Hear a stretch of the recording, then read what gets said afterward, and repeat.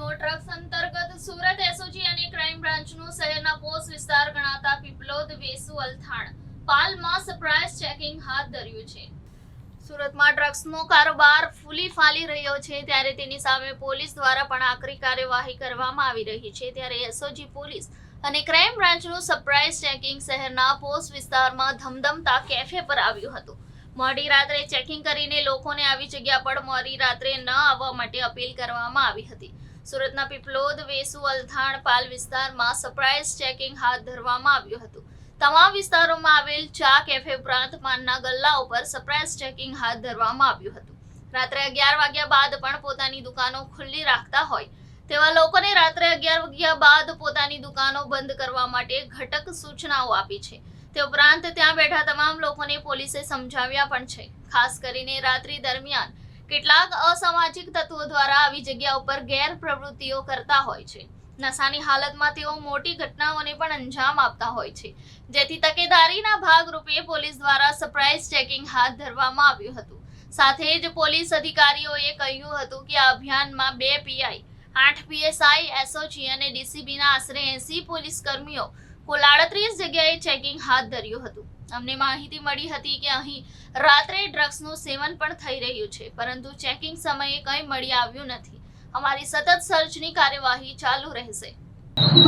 Sir, SOG DCB નો આજે સંયુક્ત operation છે, શું છે આખી હકીકત એવી છે કે જે અડાજણ, પાલ, અલથાણ, વેસુ, પીપલોદ આ બધા એરિયાઓમાં એક એવો ટ્રેન્ડ ચાલી રહ્યો છે કે ભાઈ ચાયની પેલી કાફે હોય અને એની અંદર સ્મોકિંગ ઝોન બનાવેલા હોય અને લોકો મોટી પ્રમાણમાં રાત્રે મોડે સુધી 1 વાગ્યા 2 વાગ્યા સુધી બેસી રહેતા હોય, તો આ લોકોને આજે વોર્ન કરવામાં આવેલા છે કે ભાઈ રાત્રે 11 પછી નોર્મલી કોઈ પણ સારા ઘરના વ્યક્તિઓ એ ફરતા ન હોય। તો આજે તમામ જેટલા પણ એના આવા માલિકો છે એને પણ વોર્ન કરવામાં આવેલા છે અને જે લોકો ત્યાં આવેલા હતા, યંગસ્ટર હતા, પછી બીજા અમુક મોટી ઉંમરના પણ હતા, તમામને આ સમજાવવામાં આવ્યું છે કે ભાઈ આ વસ્તુ જો 11 વાગ્યા પછી બંધ થશે અને આ લોકો ત્યાં નહીં આવે તો યંગસ્ટર જે રાત્રે ફરતા હોય અને કોઈ નશાના રવાડે ન ચડે, કોઈ ડ્રગ્સ કે બીજી કોઈ નશાકારક વસ્તુઓનું સેવન ન કરે, એના માટેનું એક આ અભિયાન છે અને આ અમારી સતત આ પ્રવૃત્તિ ચાલુ રહેશે। આ આખું જે અભિયાન છે એની અંદર 2 પીઆઈ, 8 પીએસઆઈ, એસઓજી અને ડીસીબીના અને 80 માણસો એસઓજી અને ડીસીબીના તમામ લોકોએ આજે ટોટલ 38 જગ્યાએ જુદી જુદી 38 જગ્યાએ ચેકિંગ હાથ ધરવામાં આવેલ છે।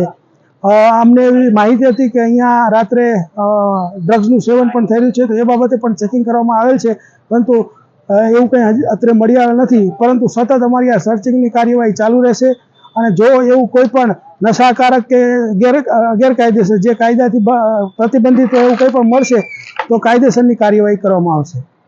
સર, અત્યાર સુધી કઈ જગ્યા અત્યારે જે પાલ છે, અડાજણ છે, પછી વેસુ છે, પીપલોદ છે, અલથાણ, આ બધી જગ્યાઓએ જ્યાં જ્યાં આવા ઝોન બનાવેલા છે એ તમામ ઝોનની ડિટેલની અંદર એની અંદર સર્ચ કરવામાં આવેલ છે અને એના માલિકોને પૂછપરછ કરવામાં આવેલ છે અને એના ડીવીઆર પણ ચેક કરવામાં આવશે।